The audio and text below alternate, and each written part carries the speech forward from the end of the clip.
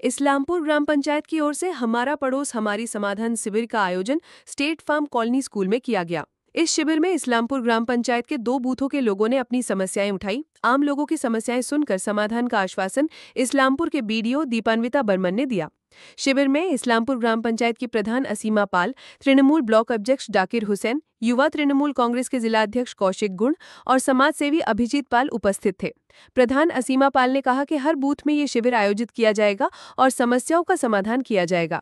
ऐसे शिविरों का उद्देश्य आम लोगों की समस्याएं सीधे सुनना और उनका समाधान करना है। प्रशासनिक अधिकारी और जनप्रतिनिधि उपस्थित होकर लोगों की समस्याएं सुनते हैं और उनका समाधान करने का प्रयास करते हैं।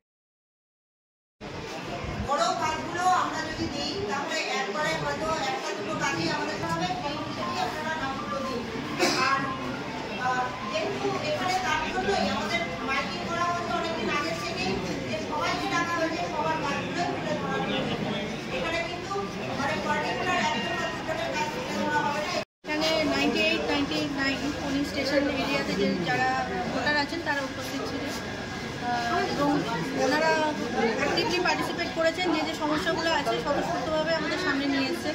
কিছু কিছু সমস্যা আছে যেগুলো অনেক দিনের পুরনো সমস্যা, ওয়াটার লগিং, রাস্তা রিপেয়ারিংয়ের সমস্যা আছে, কিন্তু একটু লেন্থে বড়, যেগুলো আমরা আগেই অলরেডি এগুলো অ্যাড্রেস করা হয়েছিল, সিএমআরও কমপ্লেন হয়েছে এবং আমরা এগুলো এনকোয়ারি করে এগুলোর জন্য এনকোয়ারি রিপোর্টও পাঠিয়েছি নেসেসারি স্যাংশনের জন্য।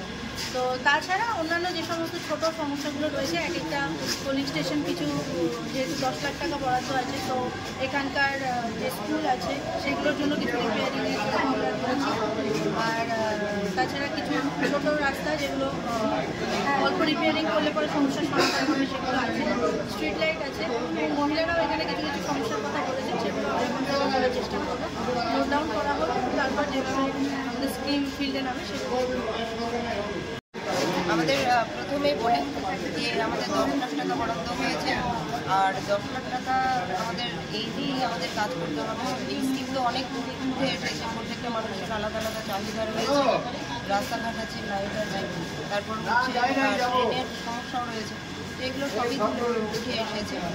আর আমরা চেষ্টা করবো যে এরপরে আমরা টাকা অনুযায়ী কোথায় কীভাবে কাজ করতে পারবো, অনুযায়ী আমাদের করতে হবে। সবাইকে মিলে কোন কাজটা আগে করলে আমাদের সুবিধা হবে, জনগণের বেশি সুবিধা হবে, সেই হিসেবে আমাদের কাজগুলো করতে হবে। এটা খুব ভালোভাবে নিচ্ছি। আমি সমস্ত জনগণের হয়ে আমাদের মানবিক মুখ্যমন্ত্রীকে অনেক অনেক ধন্যবাদ জ্ঞাপন করছি, কারণ উনি শুধু সামাজিক কাজ করছেন না, এতে আমাদের সংবিধানকে রক্ষা করছেন। সংবিধানকে যেমন বলা হয়েছে of the people, by the people, for the people, ওটা সম্পূর্ণরূপে আজকে উনি বাস্তবায়িত করছেন। আজকে যে টাকাটা উনি আমাদের প্রত্যেকটা বুথে অ্যালট করেছেন, আজকে আপনারা দেখছেন এখানে প্রধান এবং এখানকার যে জনপ্রতিনিধি ওনারা এখানে বসে আছেন। জনগণ সরাসরি সিদ্ধান্ত নিচ্ছে যে কোন রাস্তাটা করা হবে, কোন ড্রেনটা করা হবে, কোন লাইট পোস্টটা করা হবে, সব কিছু জনগণ নিজের ইচ্ছায় করছেন। এই অধিকারটা যেটা আজ থেকে 1950 খ্রিস্টাব্দে ডক্টর ভীমরাও আম্বেদকরের নেতৃত্বে আমরা যে ভারতীয় সংবিধান পেয়েছি, যে সংবিধানে যে কথাটা বলা হয়েছিল, সেটা আজকে আমাদের মানবিক মুখ্যমন্ত্রী আজকে ওটা বাস্তবায়ন করছে।